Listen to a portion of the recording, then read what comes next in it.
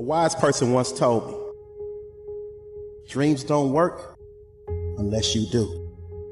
We try so hard in our lives to fit in. We try to fit into certain groups, certain frats, certain sororities, among certain friends. Yet the people we idolize are the ones that stand out. But when you're prepared, there is no fear. There is no fear of failure. Because even if you've walked out of something and you feel like you failed at it, your preparation is so strong that you're going to take that failure and turn it into the outcome you desire. And most people stop at failure. Okay? We've all failed at things. I'm going to continue to fail at stuff. Right? It's the most powerful tool you can use. But it all depends on how you use it. What would your future be like if you decided to want that which you desire so strongly that it prepares you past your fears, that you experience the fear, as the one book says, feel the fear and do it anyway? Life is 10% what happens to you, is 90% what you do about it. No matter who you are, no matter where you are in life, you can take the lid off of your job. And if you're wondering if you still have the lid on in your life, here are some clues that's going to let you know that the lid is still on. If you're not excited about waking up in the morning, if you're sitting around bored out of your mind, if you got time to do everything anybody asks you to do, you probably got the lid on. If when you tell your dreams to all your friends, it makes sense to them, you got your lid on, man. Your dreams should not make sense to everybody. You got to say something that make people go, how you going to do that? That's when you got the lid off. And if I were you, I'd do that. I'd take the lid off. Makes sense to me, don't it? They're always going to get ready to get set to get going. What we've got to do is, boom, just like that, move into action. Every time you remember your dream, you're removing some dirt. You're digging it back out. The true mark of a champion is even though some dirt gets thrown on your dream, instead of letting it get buried, you keep shaking it off. You keep moving forward. You keep looking for a new opportunity. You wouldn't be having that opposition if you didn't have something great in you. If your dream wasn't alive and on track, right on schedule to come to pass, you wouldn't have so many things coming against you. That dream is still alive. You may have tried a year ago, 5 years ago, or 40 years ago. Didn't work out. Nobody was there to help you. Go back and try again. This is your time. This is your moment. Your destiny is calling out to you. Can I tell you, your dream is not dead. It's just not in season. Your time is coming. Promotion is coming. Good breaks are coming. Promises you've been standing on. Dreams you've been praying about.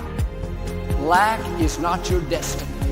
Constantly struggling, barely getting by is not the end of your story.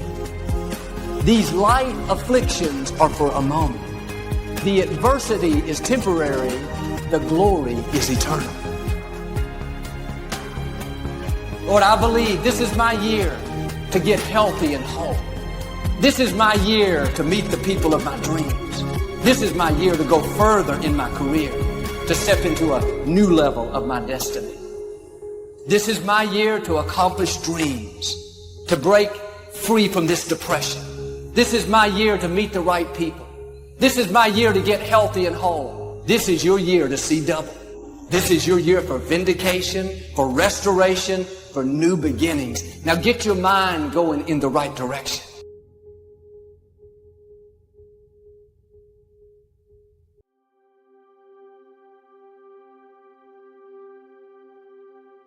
Here's the secret.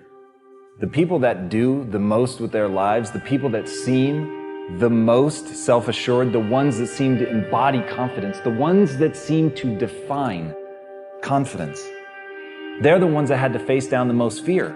They simply didn't linger in it. Don't hate your competitors. Respect your competitors. Learn from him. I had a very important person in my life come to me and say, who's your hero? And I said, I don't know, I got to think about that. Give me a couple of weeks.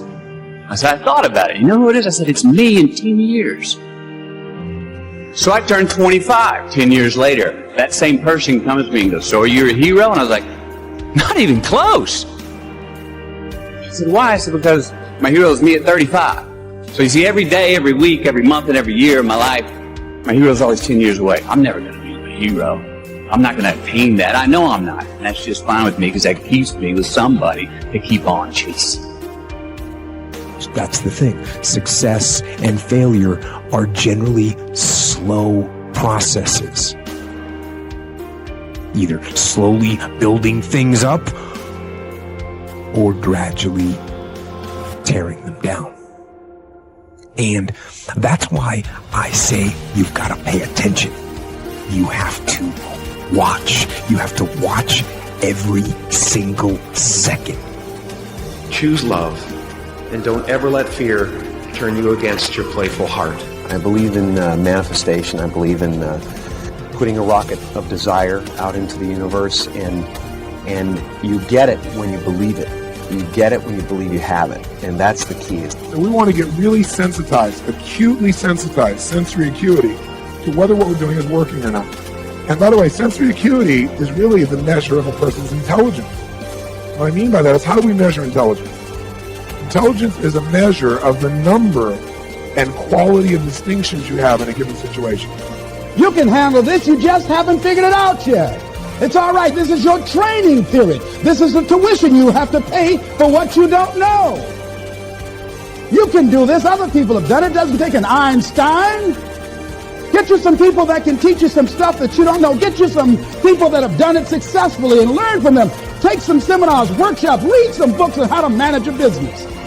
Change the way you see yourself and begin to tend to the personal details. Understand that nobody's going to take care of your business better than you. You will notice the most successful people in any field, they are usually the ones who have failed more than anybody else. You see the difference between a successful person and everyone else? It's not a lack of strength. It's not a lack of knowledge. It's a lack of will.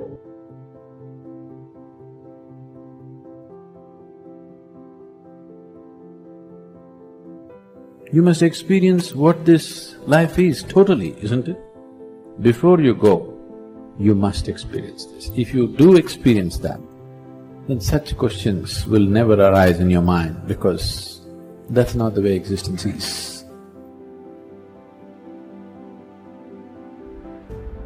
It's up to you in a world where we're taught to look outside for answers, for a job that will make us happy, for money that will make us happy. The answer is within. We already have it. We already have the answer, but will we unleash it? Will we give it? Will we own it? Will we truly reinvent ourselves to become the people that we're capable of becoming?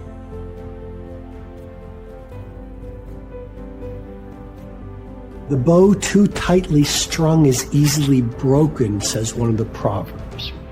Balance is a gorgeous thing. So be monomaniacal in your execution around your high-value targets, your HVTs, your mission plan, but also build in some rewards. And that's going to send a gorgeous message to your conscious and your subconscious mind that, hey, this daily practice of execution around my deliverables is a beautiful thing. And you create this thing called momentum. And the monk who sold his Ferrari, I went back and I saw this recently. I think there's a whole chapter on momentum.